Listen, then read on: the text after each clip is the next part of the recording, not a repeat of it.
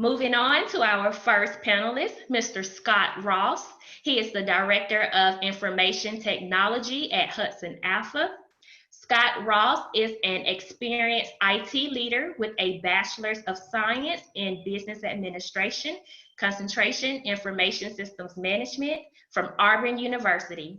He's a proven leader, advisor, and partner across many facets of technology and business.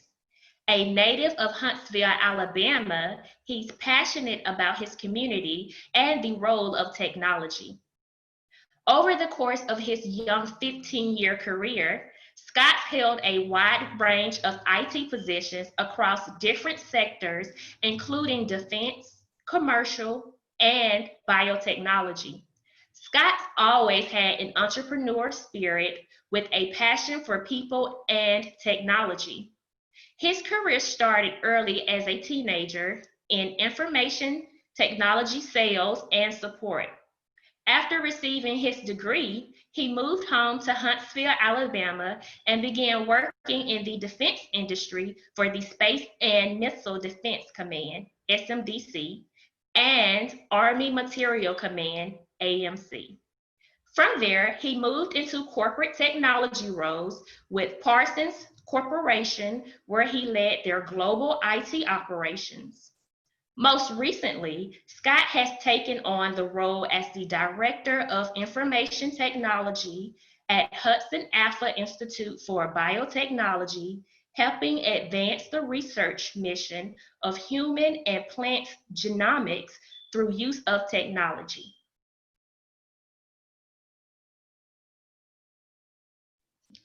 Our next panelist is Roscoe C. Sheehy II.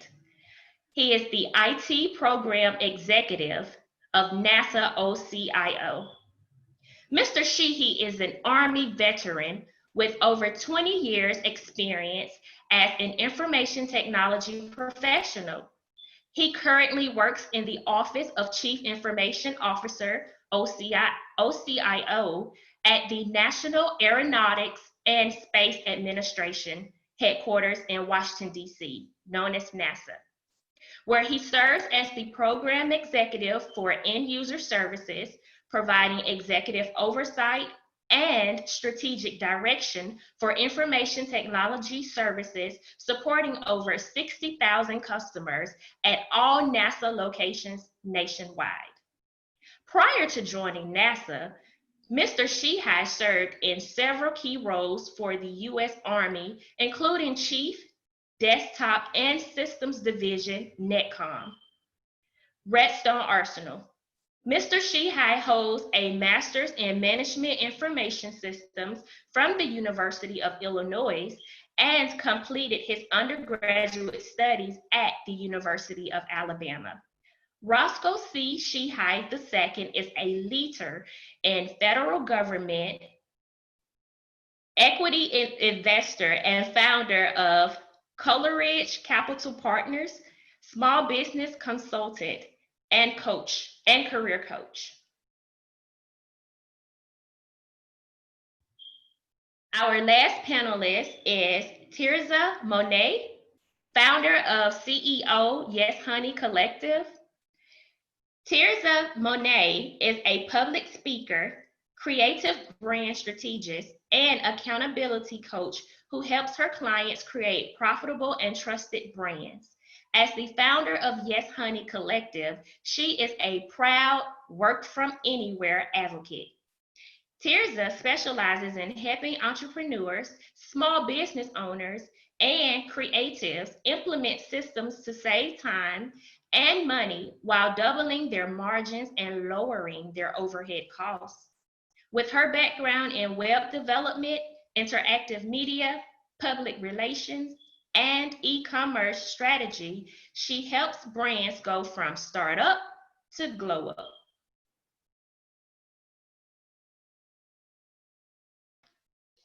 We will now move to the panel discussion, and Danielle, I will hand the mic to you. All right, thank you very, very much. Okay, well, basically today we can go ahead and bring down the panel discussion slide if you'd like. There you go. So today we have our panelists, and we're happy to have them join us and thankful for their participation today. And my role is really just going to be in kind of facilitating our discussion and getting some of the questions that are on everybody's mind answered today. We had several participants that sent some questions up ahead of time, and we want to thank you guys for doing that. That's helping us to kind of know what things are on your mind so we can make sure that we get some great answers for you today. And so as you remember, or maybe you won't, so I'll remind you, kind of our purpose for today is to be able to help everyone really evaluate kind of what those short-term versus long-term goals would be in moving forward with their career and making their career choices. Kind of, when you talk about strengths and weaknesses, kind of analyze that and see how do we take those things and use them to propel us forward. And then what are some action plans, some actionable things that we can do? This is a very unique environment that we're in right now. So with those kind of three things as our guide, we're gonna talk with these wonderful people and get some things underway. So I think it would be great. All of you guys on our panel have chosen some phenomenal careers, as you can hear from our from what Brittany shared with us about everybody's bio. And I'm sure each of you know that from your experience, maybe it didn't start that way. Maybe you've had a couple of different detours and things. I know for sure that I have. So why don't we open up with just this kind of question that was posed is, how do I know if I'm choosing the right career? And there's a journey in that process, but we would love to hear from everybody kind of how did they get to the place that they are in their career, and maybe some advice as to what you would tell yourself if you could go back and have that conversation with yourself about how to choose that career. Why don't we start with Tirzah?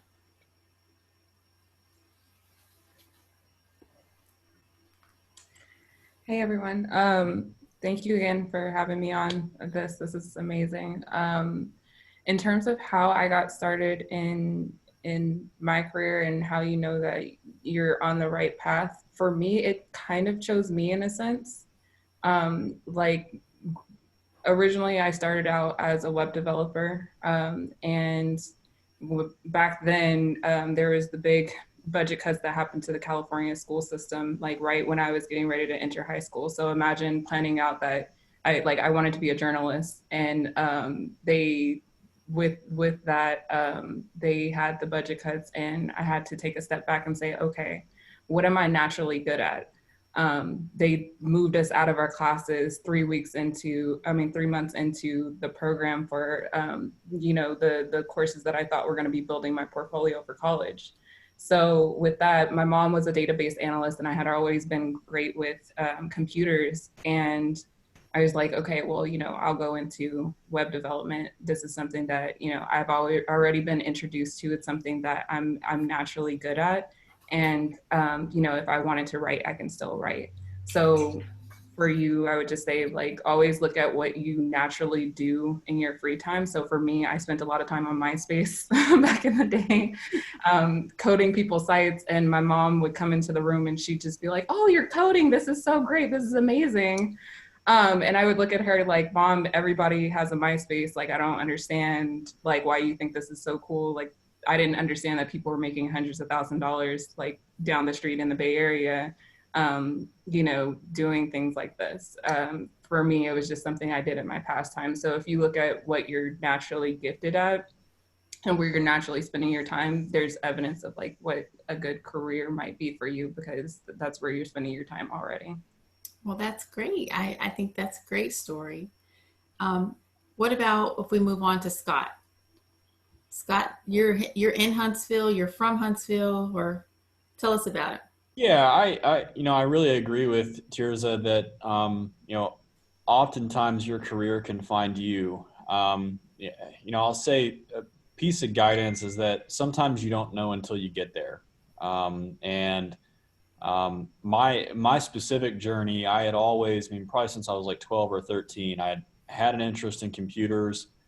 And I started building computers and fixing them for people, and was probably doing a bunch of things I probably shouldn't have, and burning CDs and selling them at school, and you know, just kind of had an interest and really developed a skill as part of it. You know, I had another skill though. I was really into art, and actually got some scholarships some places. So I originally went to school for industrial design.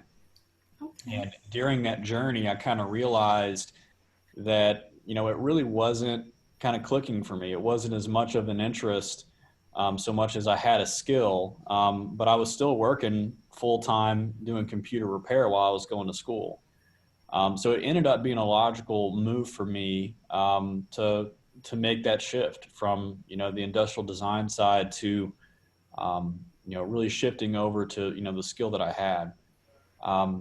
You know, the other piece that I would say is that realize that what you think is a right career for you now is most definitely going to change. You know, as you go through and you find different interests and stay, you know, inquisitive and learn different things and develop those skills and hopefully make some money, you know, along the way. You know, these things, you know, these things are going to morph. Your goals are going to change. So don't worry too much about it. You know, I think, you know, especially in a time like this, you know, continue learning, and find those interests. And like Tirzah said, you know, your career will likely find you, you know, as long as you stay thirsty and continue expanding your knowledge. Okay, great. Thank you. And Roscoe, what about you? Yeah, I just got to echo what Tirzah and Scott have just noted. I mean, it's definitely a journey, and you have to know in the beginning that it's going to be a journey and things will change over time. But for me, starting out, this was not my plan at all. Completely, you know, opposite of my plan. And I just kind of happened upon an opportunity to work in IT, and saw opportunity there once I began working in the field, and use that opportunity to grow a career. So it's kind of like Scott said, it kind of happened upon me. But at the same time, once I got into the field and I spent, you know, a couple of months understanding what this business was about, I leveraged some of the skills I had back to what Tirzah just talked about, having those gifts and those talents and understanding what those things are that you can offer to an organization. And then I began to build on those skills and develop those skills and find the right path for me within this career field. So just know that in most careers, there are a lot of options. There are a lot of things you can do. And so you can surely find a way to use your gifts or your skills or your talents within any industry. You just need to find a way to hone in on that. So my advice for somebody starting out and trying to answer that question of whether this is the right career field, I think just think about what's important to you, what you like doing, but then also do the research. You need to go and look at those different jobs in the field, see where you would be in 10 years or 20 years if you stayed in that field, and then really weigh it out and see if the work it's going to take to get there is something you're interested in doing. And of course, you know, like Scott said, you need to make some money. So make sure you put some money in the equation too. Okay. Yes, we all would like to be able to eat, and that's our mechanism to be able to do so. So you guys heard at the introduction for myself that I have this range from painting faces. So that's a story for another time. But like you said, make sure you work, you know, get your work in. It's amazing what you can learn just doing different things. Scott mentioned that he was burning CDs. I can relate to that, burning CDs and, you know, having that opportunity. And that also that he was working as a computer repair person, even while he was in school. And Tirzah said that, you know, she was meddling with things that kind of was like, yeah, everybody does this. It's just cool and I enjoy it. So some of the lessons from that is to do something, you know, actually start to do something and get out there and see where it takes you. Great question. Great question. And I know I saw that there was a hand raised from one of the audience members while we were having that. Definitely, we want to be able to circle back and have some time for questions at the very end of this. And so I know that the BDPA team is going to be paying attention to kind of like who raised their hand. You can even send a question in the chat if you'd like, if you have a specific question. All right, well, moving along. We had another question that I think kind of would be good to pair right with what we just said. And the question was, what are some things that you now know that you wish you would have known earlier? Because each of you has just given us a story of how this didn't really happen the way that you planned, but it turned out okay because you stuck with it and you focused on your interest. You know, you drove towards the direction towards your interest.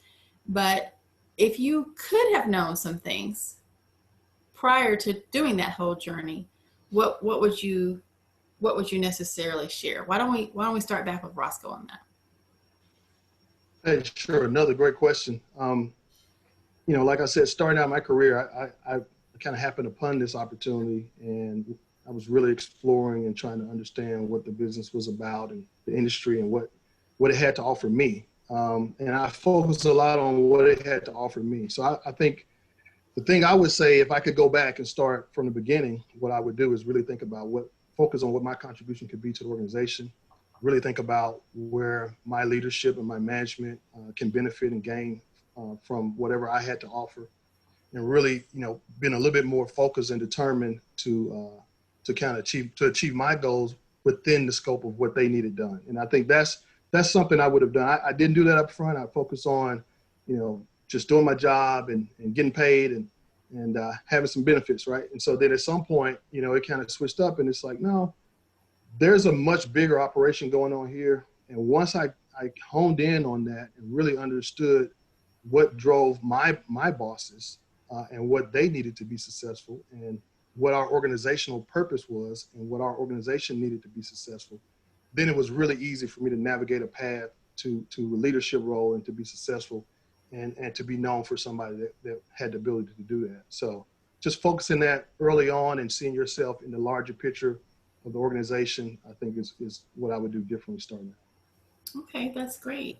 Could I follow up on that with a quick question? Sure. So I know one of the things we're trying to provide for our students and our participants in the audience today is actionable things, right? Mm-hmm. And I think what you just said is worth really us thinking just a minute on. Maybe just one thing that you could say is an actionable thing that someone can do to even start to understand that bigger picture. Because every environment, whether you're working in school or whether you're working on a job, there's a bigger existence of it. So for you, what was it that actually got you to see, oh, there's a lot more of this going on and I'm contributing to a bigger thing? Or what could you provide like as an actionable resource of thing to go after, to find or look for to help you see where you fit in the puzzle? Yeah, absolutely. So for me, you know, what happened for me was exposure. I happened to be, I was a really hard worker, and I had opportunity to get exposure to the leadership team, and I got a chance to see how they work and what they thought was important. But just an actionable tip for somebody who may not have that access or may just want to start planning, you know, go figure out go find every company, every organization. They have a mission statement. They write goals for the organization. So go get familiar with that. Understand what's the mission of the organization. What are the goals of the organization? What strategic outcomes do they wish to obtain, and over what period of time? Right. Get that.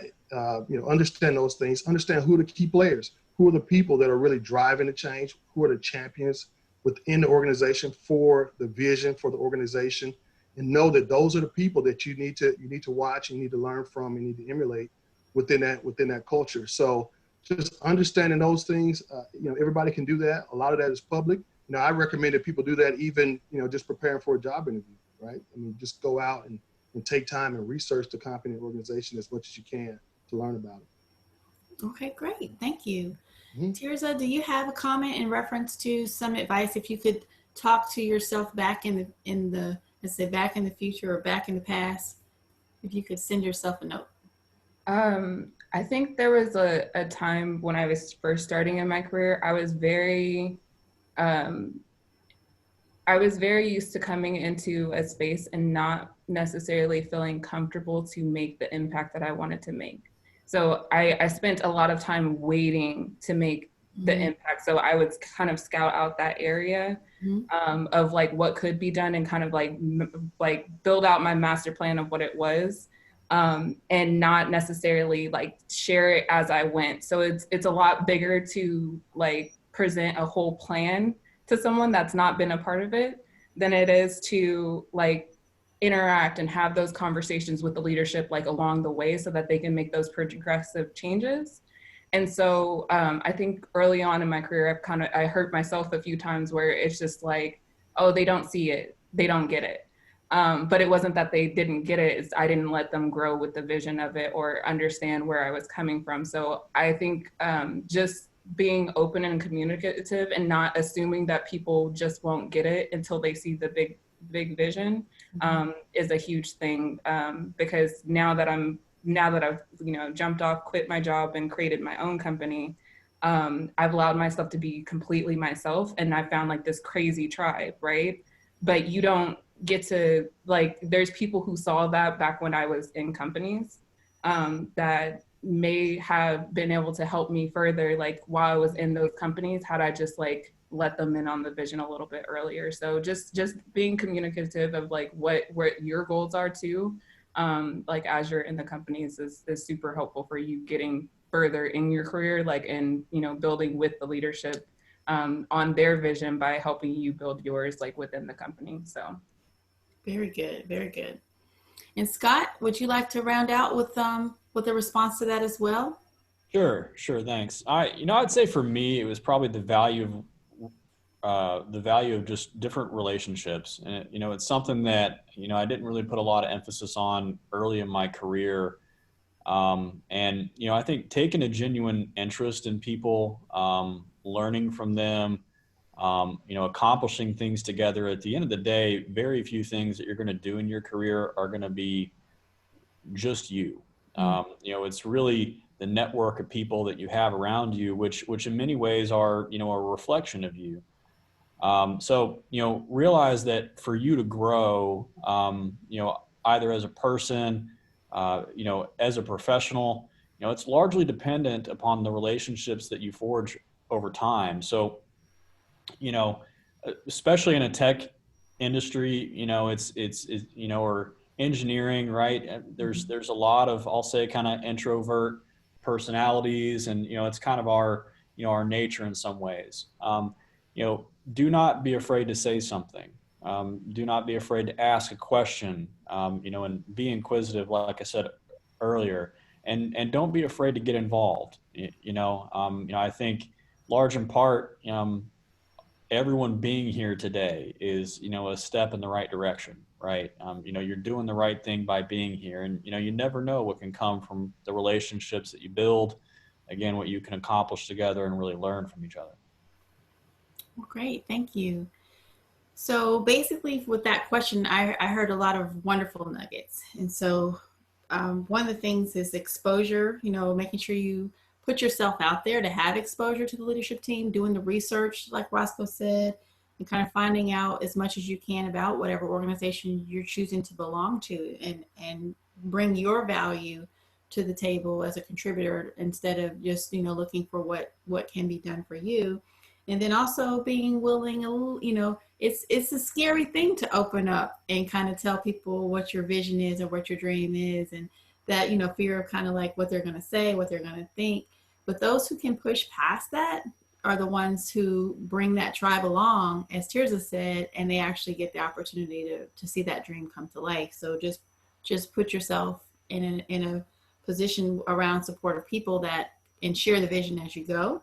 And then Scott was saying that the purpose of meaningful relationships, that's something that, yes, I would say yes and yes and yes again, especially for those of us who are a little bit more on the introverted side, and we push ourselves to do things like be a panelist or whatever, but there's a value in knowing that there is a collective out there, and you do need to make those connections. And the sooner you start doing that, no matter how young or how old, if you've not done it, the sooner you start doing that and building like real relationships, just like Scott said, you'll get things moving, because nothing that we do is ever done alone, truthfully. So great. All right, well, we've talked a little bit about, kind of like where people got started, how they would recommend some actionable steps to pick which direction you might want to point yourself. There were also some questions in reference to how do you know how to kind of switch? So let's say we've kind of figured it out a little bit and we're started on a path, but there were 2 questions that talked about ways like switching from one role into a new role, or switching from one industry altogether into another industry. And a lot of times you feel like you got to start kind of at the bottom because you don't have the experience and you don't have, you know, all of these other maybe necessary stacked up requirements that they're asking for because you've done things, but they've been different things. And so who could we kind of like get some guidance from on how do we switch from one role to another role, and how do we maybe even switch fully from an industry or come into a brand new industry? Let's see, Roscoe, you want to start with that? I was gonna say, I'll jump in there. I'm sure everybody on the panel has something to offer for this one, because we've all kind of been there, been through it. But you know, first I'll say I know it's difficult to do that, to change careers, particularly if you go, you know, into an area that you haven't really worked in. So that's key to understand that you're starting an uphill battle to make the transition, and so you really have to be committed to it. So I've had the opportunity to counsel many people about this, and we've got, you know, many employees that have either worked for me or worked for somebody else, and we're maybe thinking about, you know, getting a job with me. This has been an issue that we've talked about over the years. So what I'll tell you is that the thing that's most prevalent is people feel like they're in the wrong place early on, but they hang in, right? They kind of hang in there and they drag it out and they spend a bunch of time doing something they don't want to do, they're not really happy with. And that's a problem. So I think the first thing I would say is when you feel like it's time to change, it's time to change. So don't delay it. Don't continue to build up the wrong kind of experience on your resume. Think about making a move and start executing towards that change. The second thing I would say is know that you need to do your homework, right? You need to be prepared for the test and you need to do your homework. So understand what the new job is about, understand what those requirements are about, and then go and prepare for that, right? Actually go do the training. You know, if you need formal education, do that. Make the sacrifices that you need to do for your happiness so that you can make that change, right? Just remember, your resume has to tell the story that you are prepared for a change, that you are ready to move into a new field, and that somebody should hire you and pay you what you want. So that's a big deal, right? Especially if you haven't done it before. So you need to have the experience, even if that's doing part-time work, nonprofit. There are many nonprofit opportunities to go and learn new skill sets and support people. So do what you need to do to get the right package to really put you in a position to negotiate, to be able to start at a higher level. And know that, you know, I understand nobody wants to start over from a cash perspective, but you also have to factor in that you don't have any experience, right? And so you're trying to build that package, and you may have to take a little bit of a hit on that. So the best way to balance it is to build a strong offering coming in. And so you really have to invest in yourself to do that. And that's, like, so that, again, that's the second thing that I see people wait too long. It's the first thing. And the second thing is they don't really want to invest in themselves to make the change. They want to change, but not enough to invest in themselves to do it. And that's usually a non-starter. So. Okay, great. Scott, do you have some comments for that? Or actually, Tirzah? So there's a few things. One, like, is if you're planning on transitioning out and like just leaping out and creating your own thing, I always talk about like, we call it business hangman.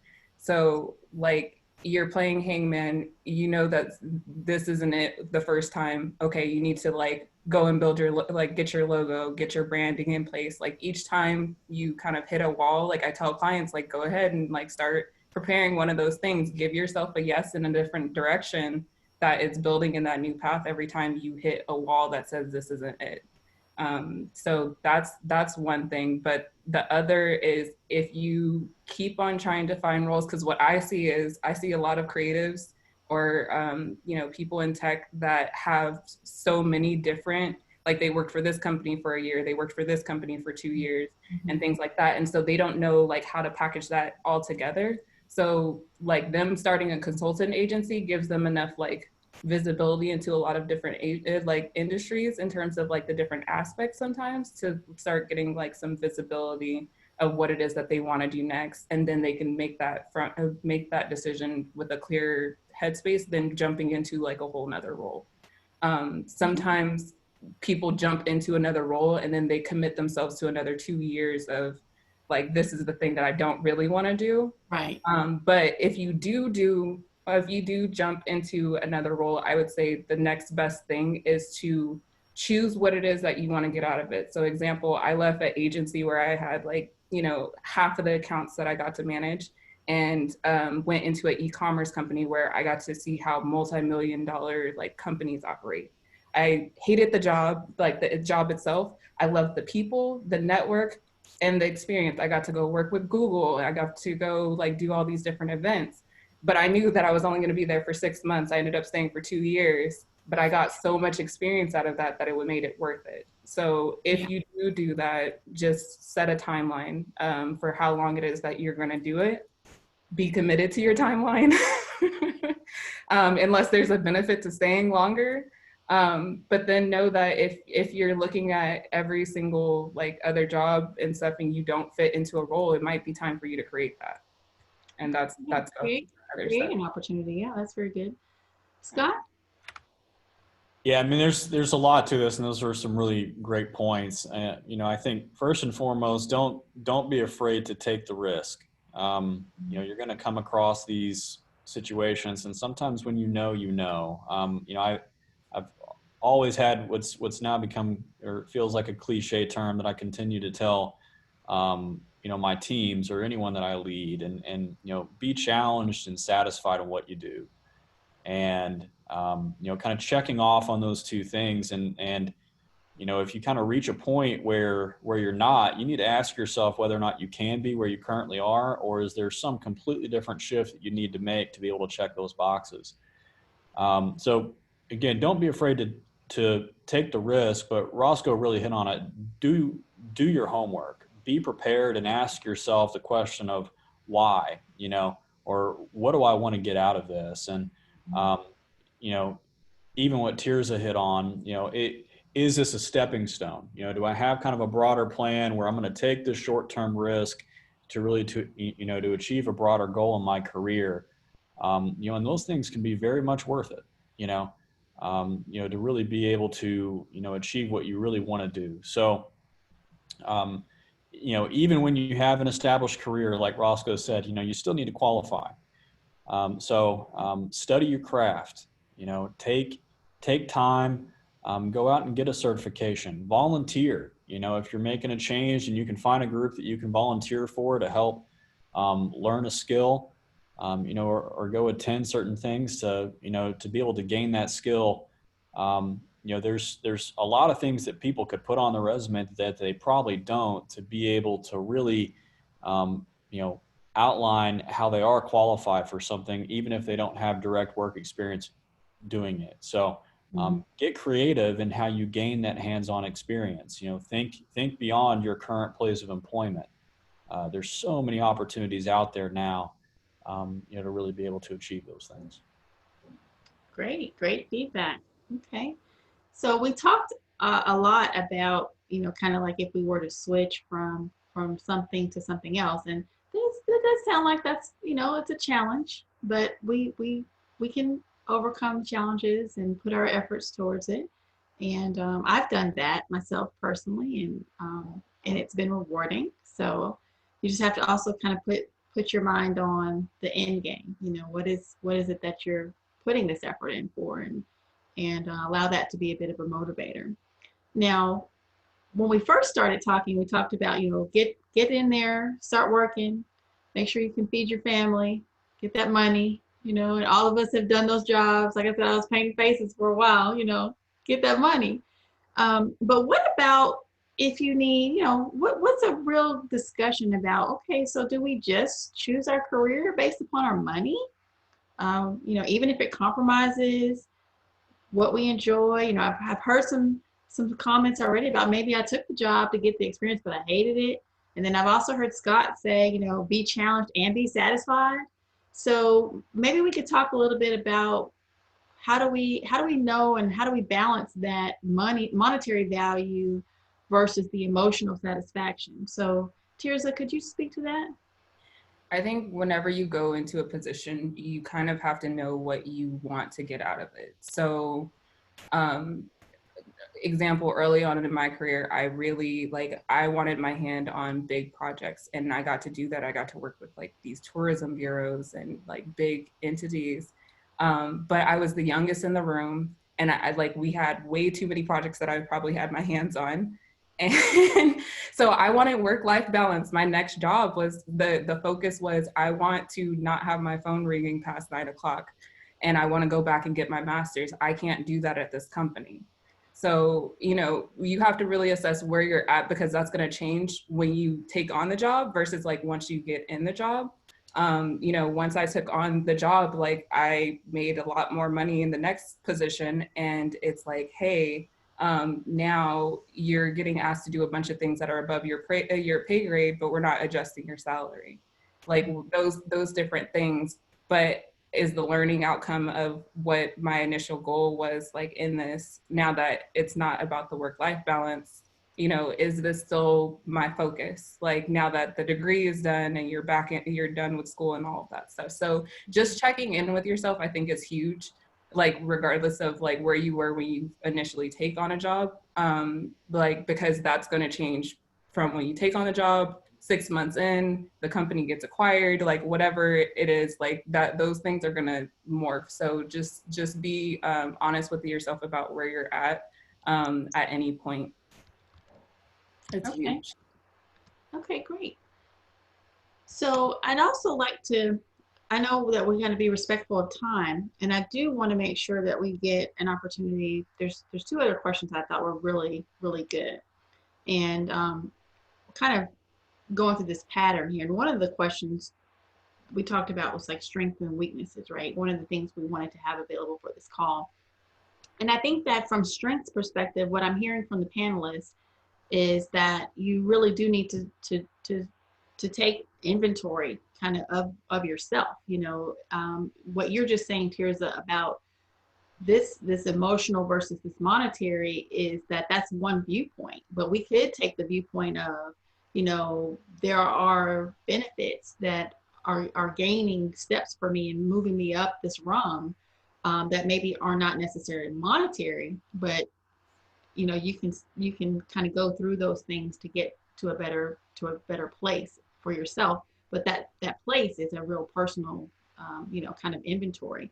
So look at your strengths. You guys have talked about the fact that you've each kind of navigated into an environment that was something that you actually were doing already. You liked it. You were doing web design. You were doing computer repair. You're doing different things. So from a strengths perspective, play up your strengths. But what about those weaknesses? When we have certain things we're trying to improve upon, and it's hard. Some habits are hard to beat. And how do you guys go about kind of keeping yourself motivated, not discouraged when it's harder than you thought? Or could you each maybe give one story, just a quick story of, this is something that I took on. Even Jason had a question to our group. What's something that you took on that was harder than you realized when you took it on? And it showed a weakness, but you had to work through it. And how did you keep yourself going? Maybe we could start with Scott on that. Yeah, I mean, trying to pull a specific story out of it, I feel like, one, I think for me would be biting off more than you can chew. I think really managing, your time, and I'll kind of get into that story, but I think, with respect to weaknesses, realize too that oftentimes you are your toughest critic. And that's an important thing to realize. And, as you're going through the process of having the self-awareness to even look at, doing the inventory of what your weaknesses are and getting a plan together to really, address them. There's the two C's, as I'll call it, competence and confidence. And the two things really go hand in hand. You can build up your confidence the more you become more competent in something and learn, or, you're going to gain confidence as you know, you accomplish certain things, whether it be a project or something else.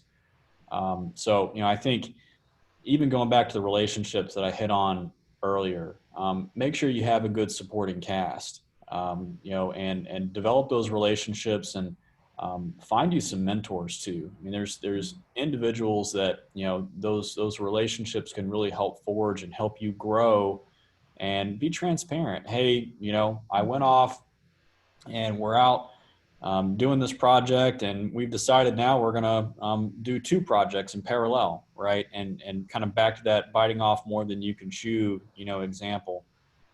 Having a mentor to really confide in, and be able to outline kind of what, you know, you did wrong and how you can improve those things is such an invaluable thing. And don't just have one. Find mentors all over the place. And, you know, I think working through your own progression as you identify those weaknesses, and a lot of them can be situational. Yeah.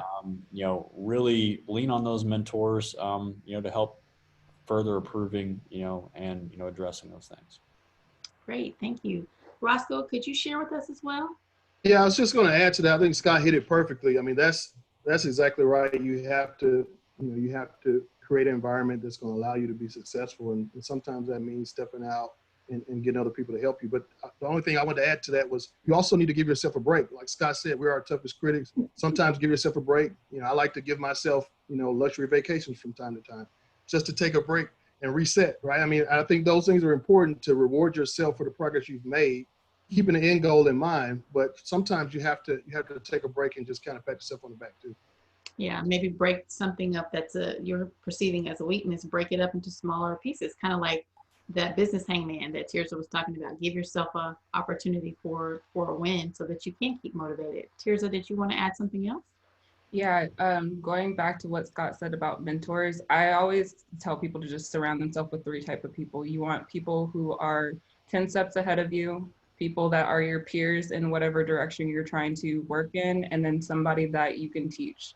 So like my sister is 15 years old, and she knows almost as much as I do because I made sure that she knew it. But what that also does is solidify your skills. So as long as you're teaching somebody else, it makes you learn faster and sharpen your skills, because they're going to ask you questions and you might not have all the answers.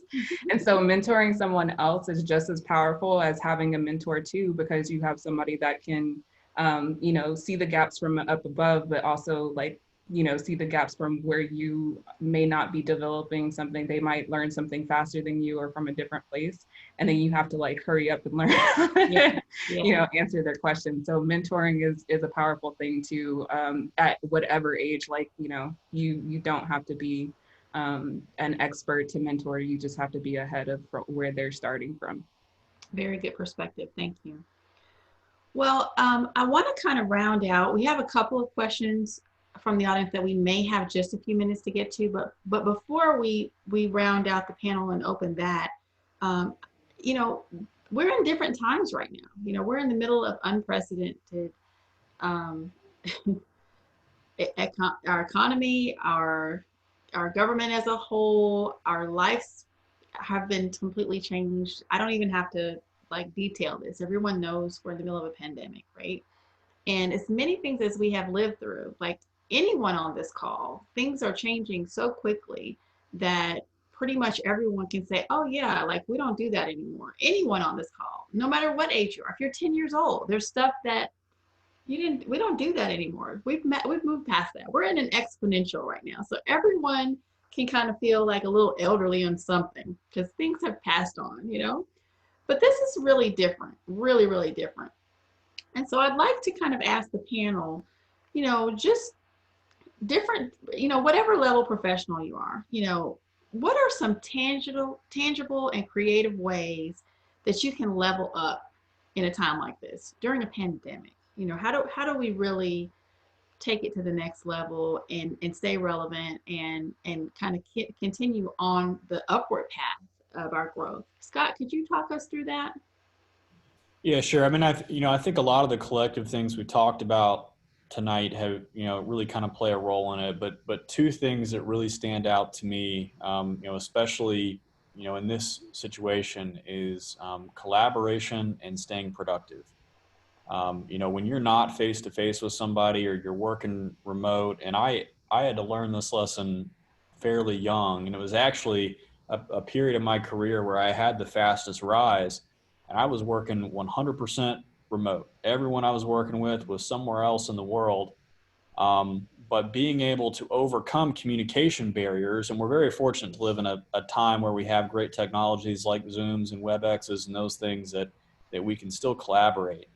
You know, but being able to reach out and maintain really good communication, you know, is critical, and it is going to help you stand out, because there are, you know, just as many that, you know, will stay silent or not do that. And productivity is another big one. I'm here at the office today because, you know, sometimes, in fact, oftentimes, I'm more productive here. So being able to overcome some of your distractions and mix things up a little bit to be able to really stay productive, you know, is going to make you more effective. And there is no easy answer to what are some tips of how I could be super productive, right? For some people, it's sticky notes. For some people, it's a Kanban board. For some people, it's a whiteboard, right? There are a number of different ways to really be productive, and for everybody, it's, you know, it's different. But if you can accomplish those two things during, you know, this type of time where you are remote, you're going to be successful no matter what. And then it makes it all the much easier when you're in an environment where you are physically next to people and you can collaborate. Okay, great. I agree with that. I think that, like you said, it's one of those situations where if we're listening to the things that have been discussed tonight and, you know, remember to take those forward, then we'll have to adjust a little bit because of our circumstances, but we can still do that. Roscoe, would you like to share some on that as well? Yeah, thank you. To add a little bit more to what Scott just mentioned, particularly about the communication, you know, that's one of the things that, you know, is so important for every industry and every career field. I think being able to communicate both written and orally is always in demand. So just, you know, during times like this, take the opportunity to read, to write, to practice speaking, use these type of events to be able to have engaging dialogue on different topics, right? You want to be able to do that because that's always in demand, no matter what the economy looks like. We always need people who are effective communicators. So definitely a good skill to have. Great, great. Well, I have these I have some questions that'll be really short for us as we wrap up that are from our chat. And so one I wanted to ask to the panel was, what is something that drove you to choose between your different interests? So if you had multiple, you know, interests, because we did say, you know, hey, these are things that I kind of was already doing this, or I really liked doing this, and I kind of just navigated into that. But what if you like doing a whole bunch of stuff? Like, how do you what drove you to pick between this or that and actually turn it into a career? I would love to start on that one. Okay. This is probably not the answer that you guys were looking for, but I don't choose.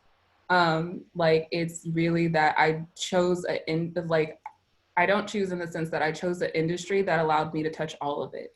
Mm-hmm. So if I love fashion, I love makeup, I love like, you know, designing things and all that stuff. Well, I went into web design so I can go work in those industries and do projects for those people. So like everything from like wine tour companies, like just a little bit of everything. So, you know, if you are somebody who likes to do a lot of things, find a career that allows you to be creative in that way and you get to touch a lot of the different industries. Is probably the best answer, because I'm really big on work-life architecting. Like if I like to travel, then I'm going to, you know, work from anywhere. I'm going to do a job that allows me to travel and work from my laptop.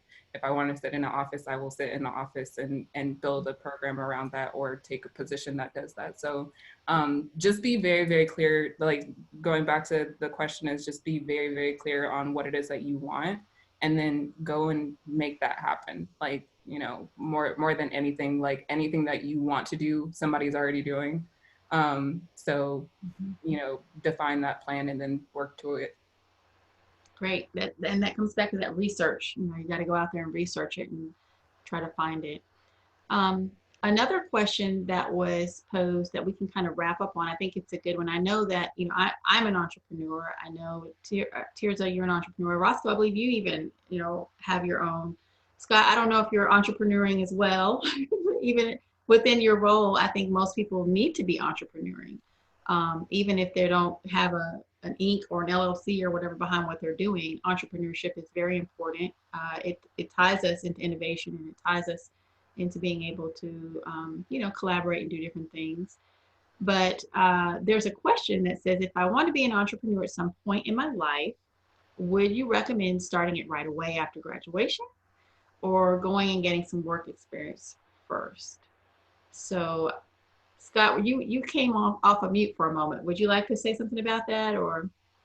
Well, I mean, I'll definitely lean on Tirzah for this. I mean, obviously being more of an established entrepreneur, I'll say that there's something to be said for developing your skills and, being able to kind of dovetail into that entrepreneurship piece.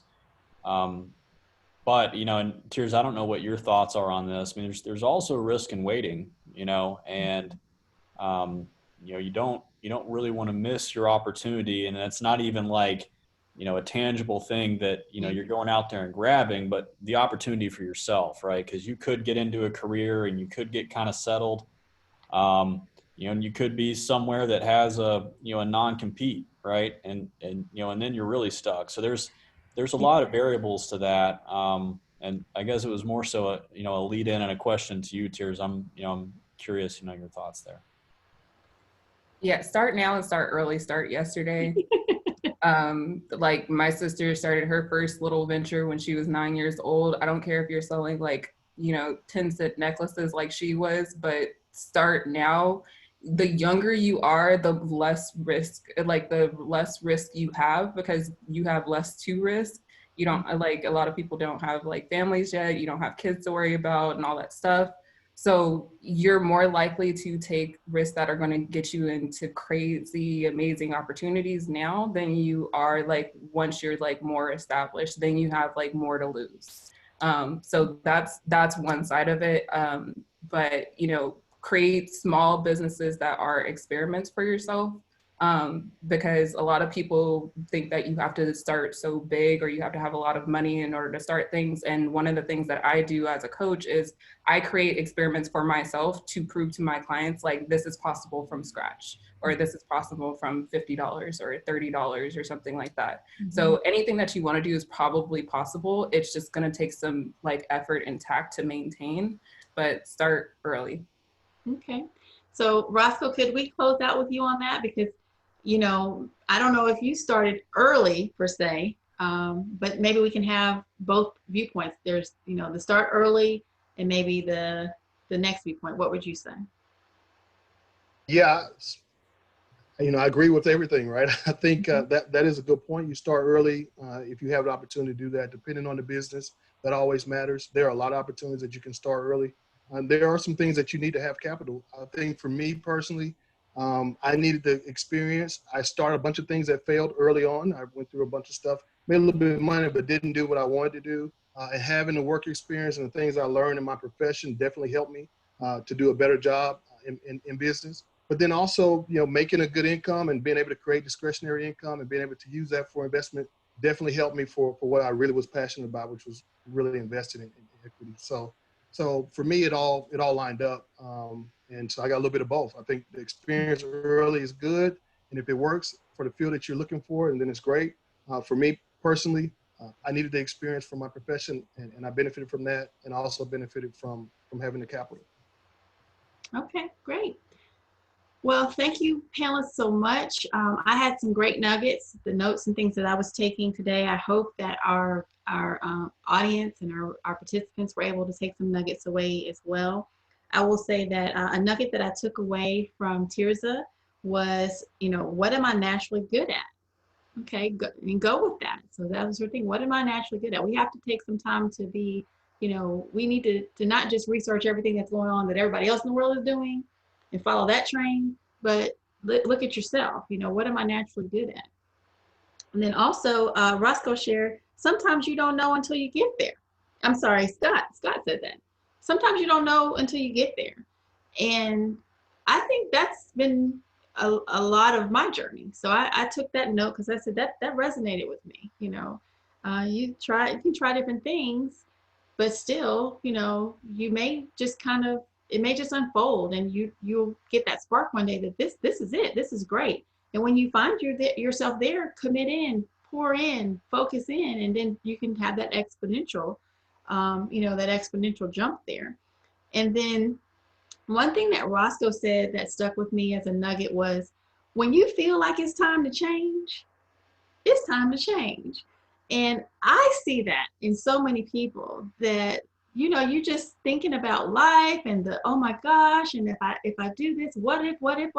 If you feel like it's time to change, Roscoe said it's time to change. And I think that we should take that nugget with us, because so often in time, we do stay in things that are not the right thing for us. And if we're going to level up, then we have to take the time to do the research, not just external, but internal. And when we recognize these cues, you know, be ready to move on. So I hope this has been as enjoyable for everyone as it has been for me. Thank you so much, Tirzah. Thank you, Scott. Thank you, Roscoe. And I will pass it back over to Jason.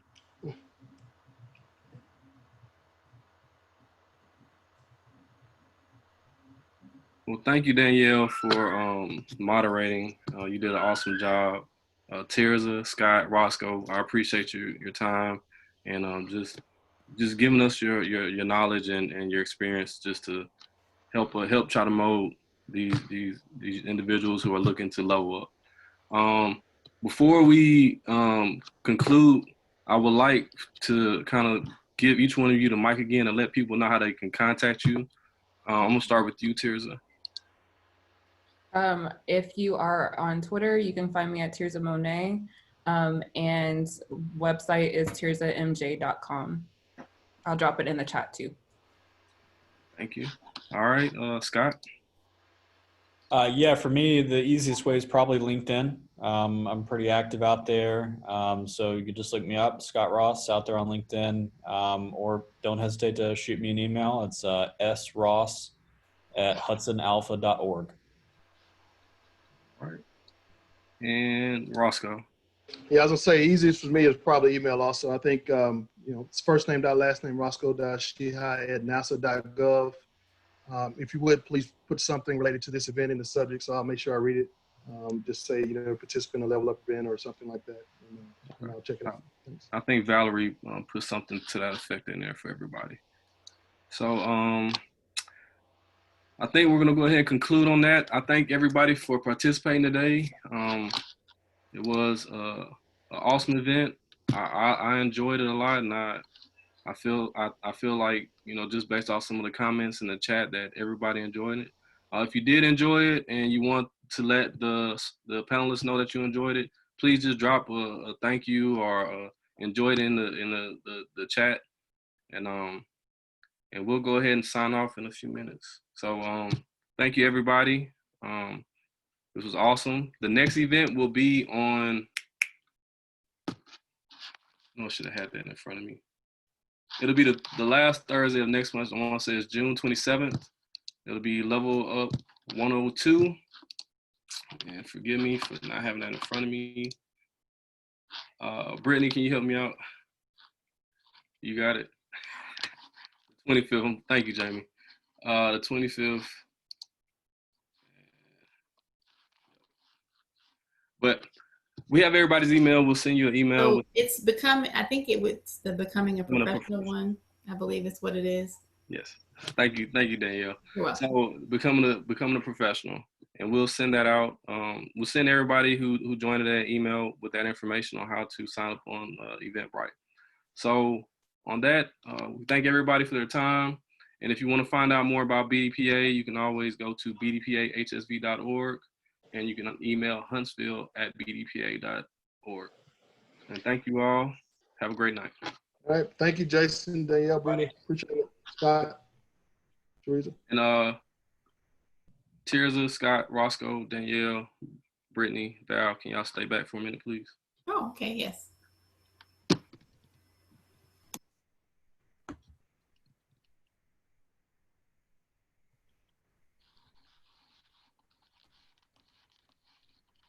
I'm gonna be here, but I'm gonna